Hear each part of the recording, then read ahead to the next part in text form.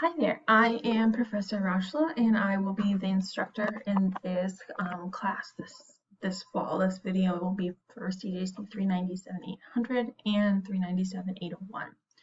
397-801. So both classes are going to land on this page every time you go into our Canvas course. It has my email right up here and it has my WebEx. I'll have my virtual office hours on Monday, Wednesday from 10 to 10:30. I am asking that you just give me a heads up and that you send me an email beforehand just to make sure that I'm not using the restroom or helping one of my kids with something. I'm also going to be available at other points during the week, but definitely make an appointment first. Now, to get started on course content, go ahead and click into modules, and everything is going to be organized by week, with the exception of the top two, which is going to have your syllabus, all of the assignments, and this is going to have some writing resources. So this is where, let's go ahead and take a look at the syllabus. This is the syllabus. Again, it has my email, the link to my Zoom room. Our textbook is this book, Constitutional Law in the Criminal Justice System. It's an easy to read book, so it should be very helpful in explaining the concepts. There's a variety of campus resources here. The goal of this class is to explain the fundamental principles of the U.S. Constitution, elements of constitutional law, and how these intersect with criminal justice practice. This is a fantastic class. I love this class. This is a writing emphasis class. I know many of you will have already taken a writing emphasis class, but it does have to have this iterative writing component because it's required. So what you're going to be doing this semester, there are going to be 3 exams. The class is out of 100 points, so everything might seem low, but it matters. So each exam is worth 15% of your grade, and here are the windows. They're open for a week. You will have a time limit on them of 34 minutes. We have 9 discussion questions, each worth 1.1 points, and here are the weeks they're due, and then we have this iterative writing assignment. The iterative writing assignment is going to require that you read Just Mercy, a Supreme Court case, and then write about it. So in October the 16th, you're going to have an annotated bibliography and an outline due, 10% of your grade, 10 points. On Monday, November the 9th, you're going to have a rough draft due at 11:59, and you will be assigned an anonymous peer review.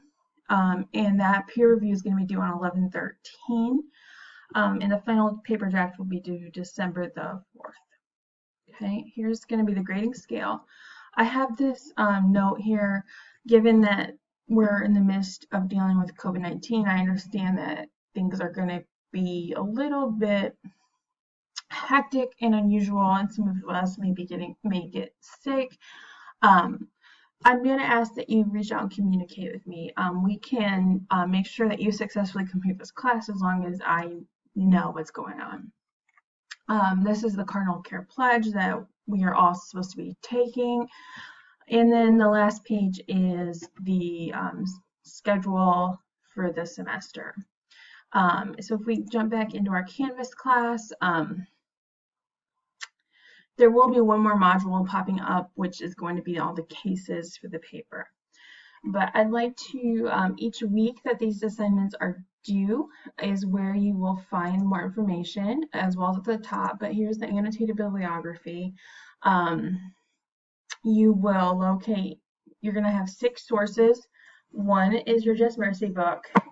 One is one of the Supreme Court cases. And you're going to cite it in APA and write a concise summary, like 150 words.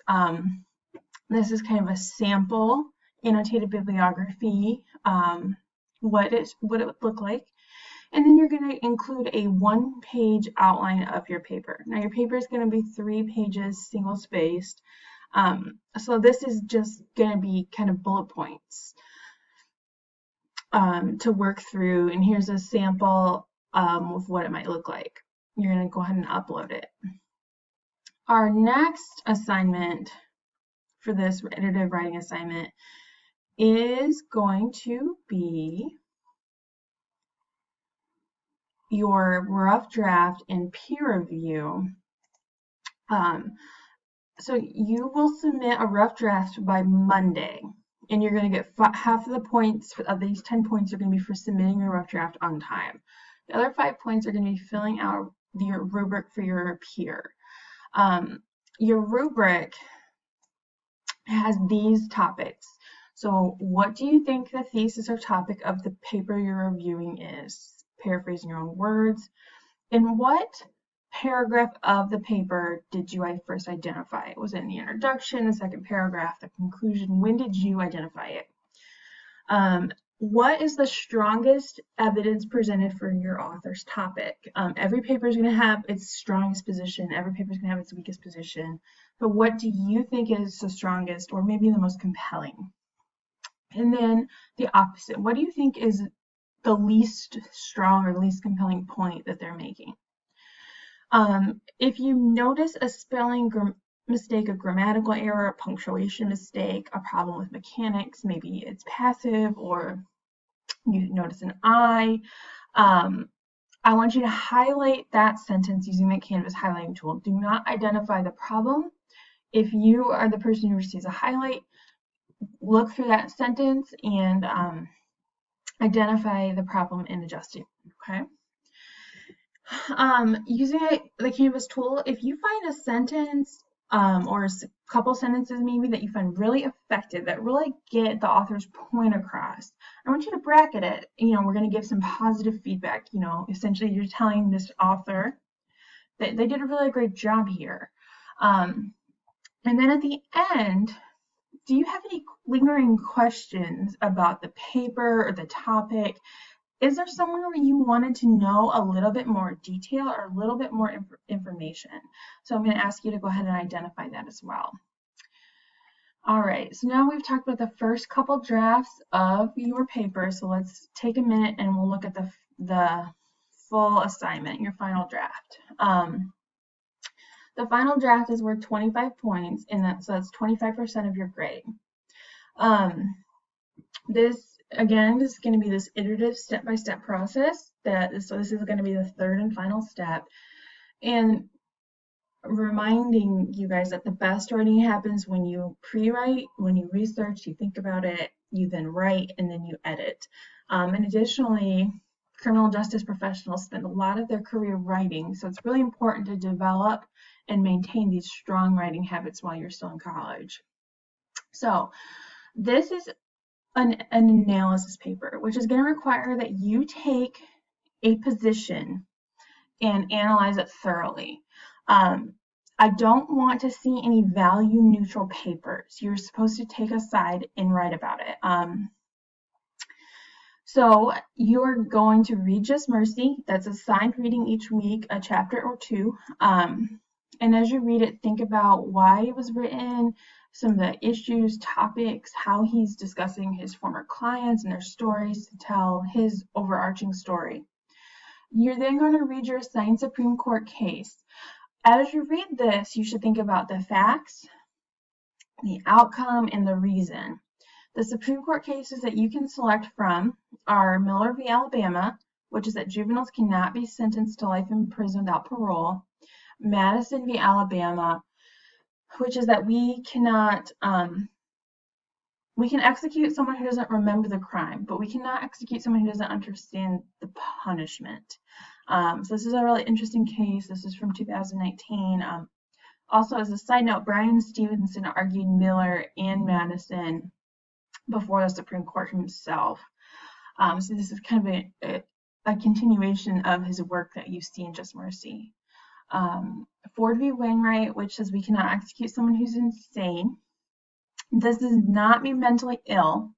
So now someone who's insane has a serious mental illness. but it goes beyond just being mentally ill, okay? Payne versus Tennessee, which deals with allowing victim impact statements to be given during sentencing, and Batson v. Kentucky, which focuses on jury selection and the fact that we cannot violate the 14th Amendment when we choose our juries. Okay, so my requirements are that you write a single-spaced paper with strong grammar, good pronouns, APA citations with a reference sheet and a title page, 3 to 4 single-spaced pages. I strongly encourage you to use headings to break up your paper and make sure the organization is really clear and strong. So in general, your paper should have an introduction. It should have, in each paragraph, should support your overall topic and thesis, the argument you're making. You can select from any of the following topics. If you would like to use a topic that's not listed here, you need to reach out to me via email. So how should the criminal justice, topic 1, how should the criminal justice system deal with racial disparities? Multiple examples of racial disparities are explained in Just Mercy and in the cases above. Additionally, there's a large body of criminological research that examines disparities. So how can we remedy these disparities, particularly in the context of criminal trials and the death penalty? How should society address the relationship between poverty and crime? How can we protect children incarcerated in adult prisons from victimization? Should immunity be given to judges, prosecutors, and police officers in the cases of wrongful convictions where those parties engaged in illegal or unethical behavior? And should countries rely on the death penalty, particularly when there are numerous instances of wrongful convictions and a high rate of error on it? All right, I paused this because I made a brief edit. So this question has been revised. Should juveniles receive harsh punishments like life in prison without parole? And how can we protect those children incarcerated in adult prisons from victimization? Prisons and jails often house offenders with mental illness. Should this be the case? And do victim impact statements introduce bias into criminal trials? Should countries rely on the death penalty, and why? So this is definitely a very open concept here. It can definitely be very pro-death penalty or very anti-death penalty, wherever you stand. And if you want a topic not listed here, send me an email. And then we have a full rubric here. You will be graded on content development. So did you fully develop an argument? And this is worth 11 of the 25 points. You're going to be developed on finding appropriate sources and enough sources, worth 3 points. The organization and style, active voice, things like that, 3 points. Ethical reasoning. So did you engage with these issues like juvenile justice, the death penalty, racial disparities effectively in this paper? And did you follow kind of traditional writing conventions? Criminal justice is a very traditional field, and so that's why we're using that.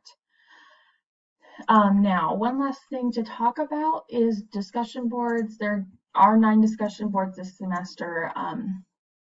They're each worth 1.1 point to make the math work out. You're going to be graded on authoring a relevant post, including a page number or a source for any information that you reference, and responding to any comments from me. I'm not requiring any comments to your peers. This is just a way to make sure that you are participating and trying to keep everyone on track each week, and to make sure that to keep everyone on track throughout the semester. So this is kind of a welcome introduction video. I'm really happy to have each of you in this class this semester. I'm looking forward to working with you. If you have any questions at all, I'm available via virtual office hours and email, and I really look forward to hearing from you, excuse me. I will see you throughout the semester, I hope.